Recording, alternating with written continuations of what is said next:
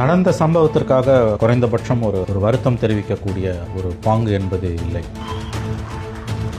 குற்ற உணர்ச்சி கண்டிப்பாக இருக்கணும். ஏன்னா இந்த சம்பவத்திற்கு விஜய் முக்கிய காரணம். இந்த துயர சம்பவத்துக்கு பிறகு நடக்கக்கூடிய ஃபர்ஸ்ட் பப்ளிக் ஈவெண்ட். அதில் இந்த சம்பவத்தில் தன்னோட ரோலை பற்றி அவர் எந்த கருத்துமே சொல்லாமல் கடந்து போகிறதும், எதிர்த்தரப்பை முதலமைச்சரை விமர்சனம் பண்ணுறதும், அசம்பிளியில் போய் பேசினாருன்றதும், சுப்ரீம் கோர்ட் ரூலிங் எடுத்து படித்து பார்ப்பதும், ஒன் சைடாக இந்த பிரச்சனையை அணுகுவது. ஆகவே இது குறைந்தபட்ச நேர்மை தாவேகாவிடம் விஜயிடம் இல்லை என்பதை தான் இது காட்டுது. மக்களோட பாதுகாப்புக்கு உங்களுக்கு கொடுக்கறதுக்கு தைரியம் இல்லைன்னா ரிசைன் பண்ணிட்டு போயிடுங்க. கூட்டம் கூட்டினது யாரு? ஸ்டாலினை பார்க்க கூடிச்சா, விஜயை பார்க்க கூடிச்சா? உங்களை பார்க்க தானே கூடிச்சு. உங்களை பார்க்க வந்த கூட்டம் தானே. எல்லா பழியும் தூக்கி நீங்க அரசாங்கத்து மேல எப்படி போட முடியும்? பூட்டிய கதவுகளுக்குள்ள அந்த குடும்பத்தாரிடம் மன்னிப்பு கேட்டார், காலில் விழுந்தார்லாம் செய்திகள் வந்தது. அப்ப இவர் மேல எந்த தப்புமே இல்லைன்னா எதற்காக அவர் பூட்டிய அறைகளுக்குள்ள அவர்களிடம் உயிர்களை பறிகொடுத்தவருடைய குடும்பத்தாரிடம் அவர் மன்னிப்பு கேட்க வேண்டும்? சம்பவம் நடந்தது பொதுவெளியில், in front of everyone's eyes. உலகமே பார்க்குற மாதிரி துர்சம்பவம் நடந்தது. ஆனால் பாதிக்கப்பட்டவங்களை நீ தனிப்பட்ட முறையில் மன்னிப்பு கேட்ட கூப்பிட்டு அது மட்டும் ஏன் கேட்டீங்க? 6 மாசம் இருங்கடா. யாரு ரவுடி, யார் அதிகாரப்படணும் தெரியும்டா உங்களுக்கு. என்னை பொறுத்தவரையில் இவர்கள் அபாயகரமானவர்களாகத்தான் காட்சி அளிக்கிறார்கள். ஏன்னா சம்பந்தப்பட்ட குடும்பங்களே அவரை தேடி பார்க்கும்போது அவங்க 2 பேருக்குள்ள இருக்க விஷயம், அங்கே நான் மன்னிப்பு கேட்டேன்னு செய்தியை கசிய விடுறதும், இங்கே பொதுவெளியில் எனக்கு அதுக்கும் சம்மந்தமே இல்லை, எல்லாரும் தப்பு பண்ணிட்டாங்க, என்ன தவறுன்ற பாணியில் தான் அவர் பேசுறாரு. சட்டம் மற்றும் சத்தியத்தின் துணை கொண்டு துடைத்து எறிய தான் போறோம். நாங்கள் மக்கள் ஆதரவு எங்கள் பக்கம் இருக்கு, மக்கள் எங்களை நம்புறாங்க, நாங்கள் தப்பு பண்ணலன்னு மக்கள் உணர்றாங்க அப்படின்னு சொல்றது மூலமா தங்களுடைய பொறுப்பை கை கழுவுறாங்க, நழுவுறாங்க. சரி, அப்படின்னா எதுக்கு கூப்பிட்டு பார்த்து மன்னிப்பு கேட்டீங்க? அப்ப இங்க இருக்கக்கூடிய அந்த இரட்டை நிலைப்பாடு இருக்குல்ல.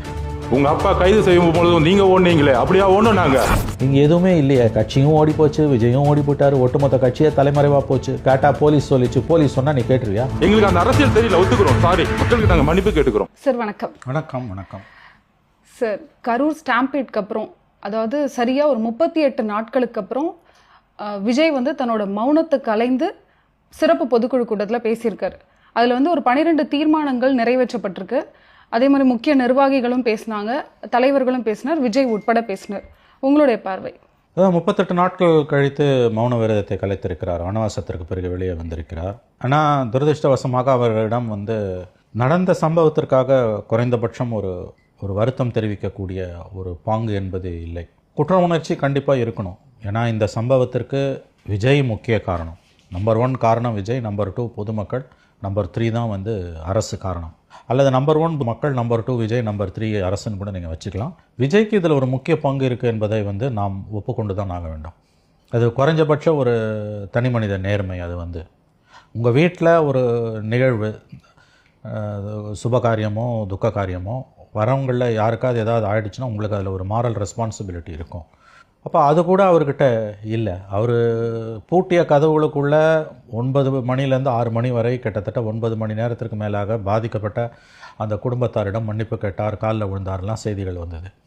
அப்போ இவர் மேலே எந்த தப்புமே இல்லைன்னா எதற்காக அவர் பூட்டிய அறைகளுக்குள்ள அவர்களிடம் உயிர்களை பறிகொடுத்தவருடைய குடும்பத்தாரிடம் அவர் மன்னிப்பு கேட்க வேண்டும்? நேற்றைய ஸ்பீச்சில் அரசியல் ஒரு பக்கம், இன்னொரு பக்கம் அந்த சம்பவத்திற்கான தார்மீக பொறுப்பு ஏற்பது, வருத்தம் தெரிவிப்பது, 2ஆக பிரிச்சுக்கணும். நம்ம அரசியல் எப்படியாவது போட்டோம், எக்கடோ கட்டு போட்டோம், எவன் கூட சேரட்டும், யாரோ ஜெயிக்கட்டும், யாரோ தோக்கட்டும், இந்த அரசியல் கட்சிகள் எக்கடோ கட்டு போகட்டும், அதை பற்றி நமக்கு கவலை இல்லை. ஒரு ஒரு ஒரு மனசாட்சி உள்ள ஒரு குடிமகனா, ஒரு பிரஜையா 41 அப்பாவி உயிர்கள் போயிருக்குது, குழந்தைகள் 8 குழந்தைகளுக்கு மேலே கொல்லப்பட்டிருக்கிறார்கள். அப்போ இந்த சம்பவத்திற்கான தார்மீக பொறுப்பேற்கக்கூடிய அந்த ஒரு மனசாட்சி, ஒரு குறைந்தபட்ச நேர்மை துரதிருஷ்டவசமாக விஜயிடம் இல்லை என்று தான் நான் பார்க்கிறேன். அவர் அட்டாக் பண்ணுறாரு, சீஃப் மினிஸ்டர் அட்டாக் பண்ணுறாரு, ஆளுங்கட்சி அட்டாக் பண்ணுறாரு, supreme court judgment, supreme court ரூலிங்கில் இருக்கிறதெல்லாம் எடுத்து கோட் பண்ணிலாம் பேசுகிறாரு. அதெல்லாம் சரி, அது செகண்ட் பார்ட்டு. ஃபஸ்ட்டு பார்ட்டில் இந்த துயர சம்பவத்திற்கு நான் மன்னிப்பு கேட்கிறேன், வருந்துகிறேன், இனி இப்படி நடக்காம. அவர் தனியா பார்த்தார்ல சார், தனியா அவங்களை கூப்பிட்டு, அந்த குடும்பங்களை கூப்பிட்டு அவர் தனியா பிரைவேட்டா அவர் பார்த்தாரே. அதுதான் உங்களுக்கு சொல்ல வரேன். பொதுவெளியில் ஒரு துர்சம்பவம் நடந்திருக்கும் போது மன்னிப்பு பொதுவெளியில் கேட்கப்படணும்.